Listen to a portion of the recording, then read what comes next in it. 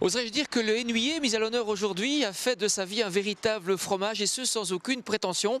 En tout cas, après un tour de 2 ans en France, ce gourmet gastronome innovateur est revenu dans son Hainaut natal pour exploiter tout son talent et son savoir-faire, mais aussi pour faire la fierté de sa province, la province de Hainaut.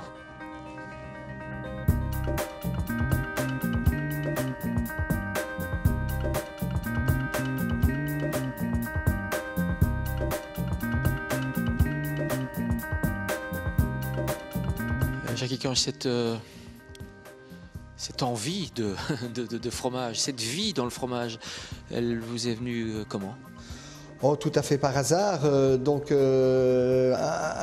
jour de 1985, on a racheté un premier commerce de marché.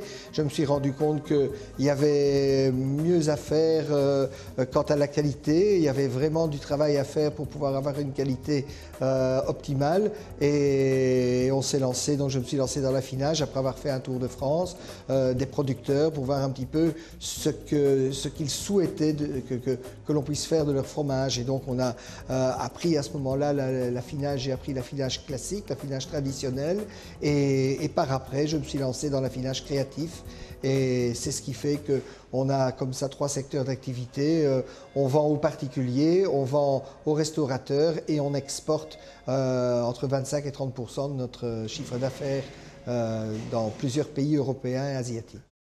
Je suis très fier de ma région parce que j'y suis né. Donc je suis né à Belœil, j'ai 57 ans, je n'ai jamais changé de coin, j'ai vécu 24 ans chez mes parents à Grand-Glise. Lorsque je me suis marié une première fois, j'ai habité 8 ans à Quevaucamp. Je suis revenu ici en 86 à Stambruge pour installer cet atelier d'affinage, et depuis lors, j'y reste.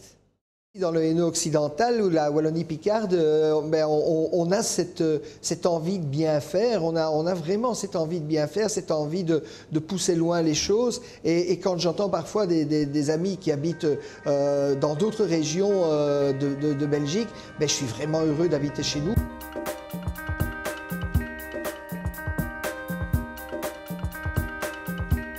Mon fils Lionel. C'est aussi une histoire de famille. Mon épouse, mon fils aîné, ma belle-sœur, le fils cadet, lui qui est encore aux études. On va voir un peu. Allez. Oui. Voilà, donc ici c'est le petit bureau de production, et puis l'atelier. C'est l'atelier d'affinage. Donc c'est là qu'on, par exemple, Mary est en train là, de couper des fromages qui sont frais de sel, donc ils sont absolument sans croûte. Elle va les farcir de pâte de fruits, ou elle va les farcir de fruits secs, de tomates, de truffes.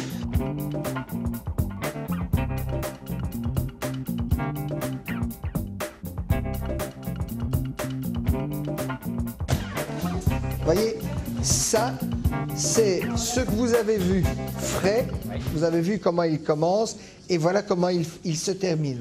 Voilà comment le résultat qu'on va obtenir, après les 10 jours d'affinage.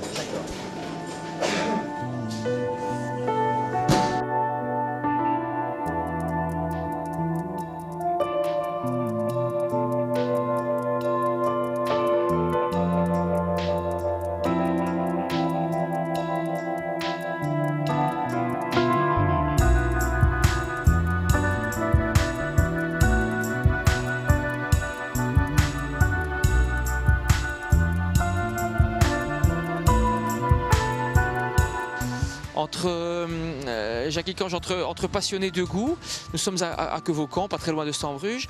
Vous avez souhaité nous faire rencontrer un autre passionné de goût, un autre artisan, un artisan boucher.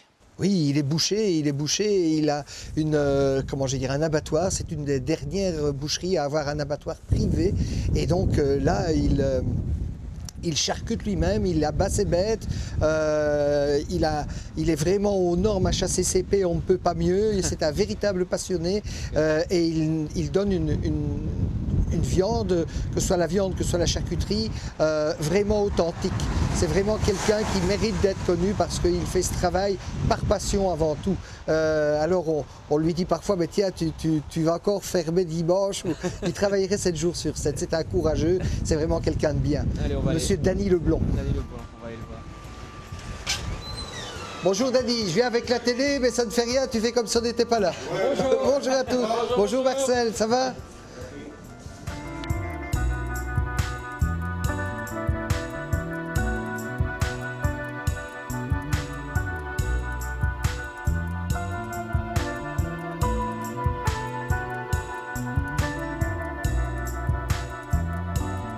Une bonne viande pour vous aujourd'hui, c'est quoi?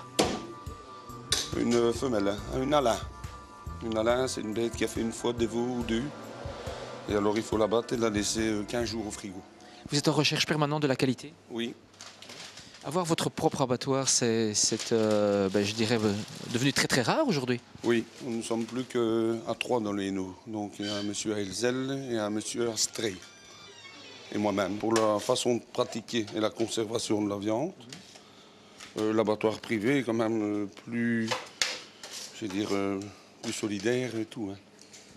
Au niveau charcuterie, Jacques Icange nous disait que vous aviez aussi quelques spécialités. Vous faites vos propres charcuteries. Oui, Elles ont votre goût à vous. Elles ont long goût à moi, oui. Donc le jambon, saucisson au jambon, salami maison, jambon, tout ça aussi, c'est maison. Mais bon, comme j'ai des porcs de ferme, que j'achète dans une petite ferme à Herchy, près de 9 maisons. Et alors je m'arrange avec l'engraisseur qui me fasse des cochons d'une qualité.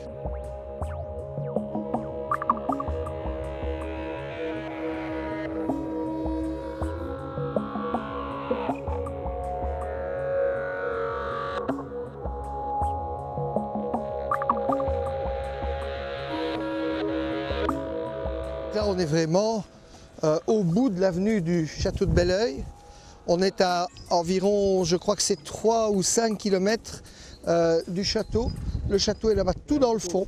Et vous avez cette avenue qui est vraiment toute droite, qui permet des balades sensationnelles. On peut vraiment ici trouver la quiétude, vraiment. Tout ce que l'on risque de voir, c'est du gibier. Et alors, il y a donc sur l'ensemble de cette avenue, il y a des perpendiculaires qui nous amènent de village en village. C'est un chemin que peu de touristes pratiquent parce que, bon, on va au château de Belleuil, on arrive à Belleuil, alors que l'on peut, avec l'envie de marcher, l'envie surtout de se trouver dans un lieu vraiment naturel et pur, on y accède avec, bon, peut-être quelques kilomètres de marche, mais on y accède par l'arrière. On va arriver tout à l'heure aux étangs de Neptune, après avoir passé la Canarderie. Donc c'est très marécageux par ici. Et là, il y a une réserve d'eau pour les gibiers. Donc ça, c'est la Canarderie. Vous voyez, et on y allait. Quand je vous dis les pieds dans l'eau, ben ici sur la petite margelle, ben vous pouvez vous y asseoir. Il y a des gens qui y nageaient en son temps. Maintenant, je ne le conseillerais pas. Mais donc vous avez ici donc la possibilité de vous y asseoir, de pique-niquer et d'attendre que les gibiers viennent s'abreuver, descendent et viennent s'abreuver le long.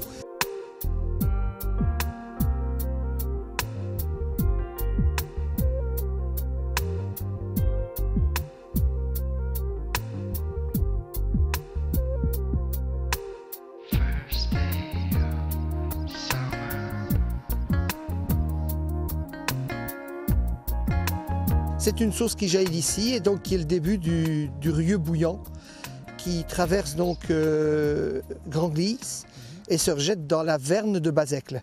Et c'est ici donc la légende dit qu'un carrosse se serait donc enfoncé avec une princesse et son prince.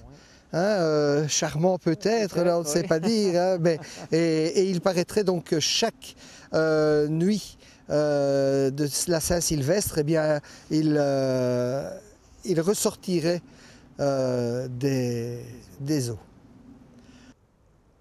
Et bien là, vous êtes bien à Stambruge, c'est la fontaine, et Attention qu'on peut parfois dans les bois, à Stambruge, voir des sorcières. Ah aussi. Ah oui, il y a parfois des sorcières qui se baladent dans les bois. Il n'y a pas qu'à Elzel alors. Il n'y a pas qu'à Elzel, à Stambruge aussi. Et ici, elles ne boivent pas de la kéatine, mais elles boivent de la moinette. Donc, elles sont parfois dans le même état que celles de la région des collines. Hein, et c'est ça qu'on peut parfois voir une sorcière courir dans les bois et se dire « Oh là !»